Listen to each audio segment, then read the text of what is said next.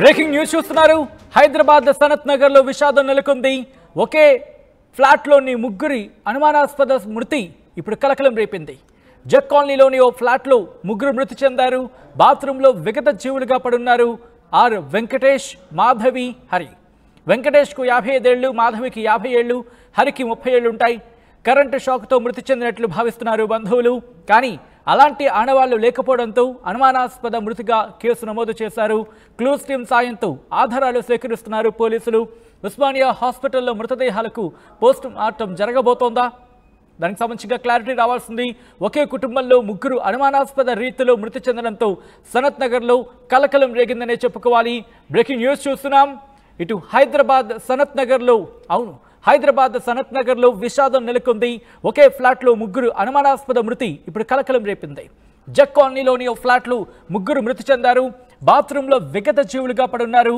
Venkatesh, Madhavi, Hari. Current షాక్తో మృతి చెందినట్లు భావిస్తున్నారు.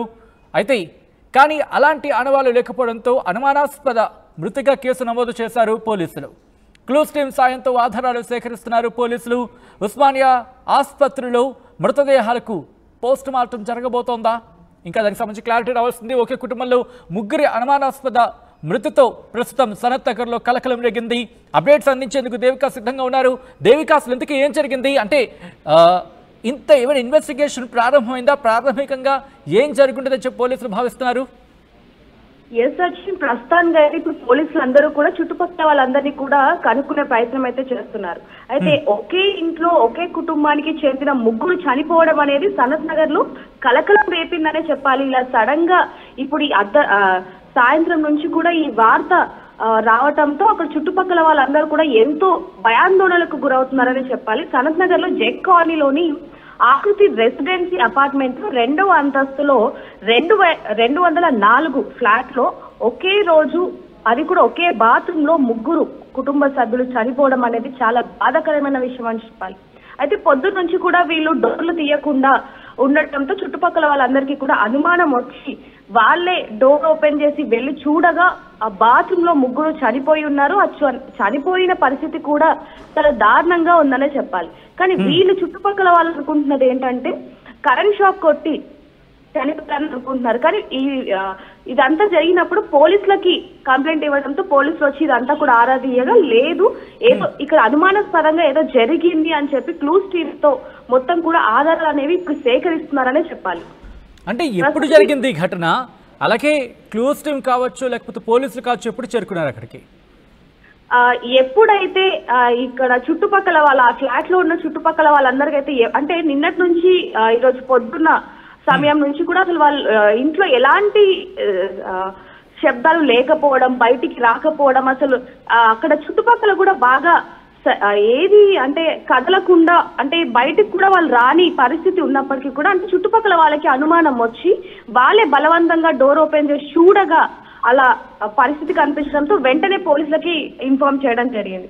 అప్పటి నుంచి కూడా పోలీసులు వచ్చి అన్ని కూడా సేకరిస్తూనే ఉన్నారు, చుట్టుపక్కల కనుక్కుంటున్నారు. ఇంట్లో ఫింగర్ ప్రింట్స్ ఏమన్నా ఉన్నాయా, నిజంగానే ఒక కరెంట్ షాక్ వాళ్ళే చనిపోయారా లేకపోతే ఇంకెవరైనా వచ్చి చేశారా అనే అనుమానాలు కూడా పోలీసులు వ్యక్తం చేస్తున్నారు. అయితే కుటుంబ సభ్యులు, బంధువులు, స్నేహితులు వీళ్ళందరూ మాత్రం ఒకటే పట్టుకొని ఉన్నారు, లేదు కరెంట్ షాక్ కొట్టింది, ఇంకేది జరగలేదని చెప్తున్నారు. దీనికి సంబంధించి కూడా పోలీసులు ఇన్వెస్టిగేషన్ అనేది చేస్తున్నారు. వాళ్ళ ఫోన్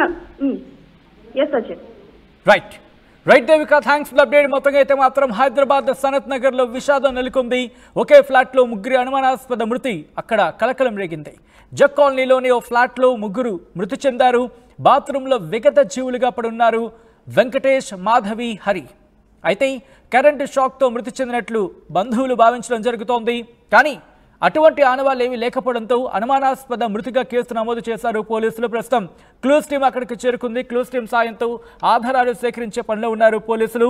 ఉస్మానియా హాస్పిటల్లో మృతదేహాలకు పోస్ట్ మార్టం నిర్వహించబోతున్నారని అందుతున్న సమాచారం. అయితే ఒకే కుటుంబంలో ముగ్గురు అనుమానాస్పద రీతిలో మృతి చెందడంతో ప్రస్తుతం సనత్ నగర్లో కలకలం రేగిందనే చెప్పుకోవాలి.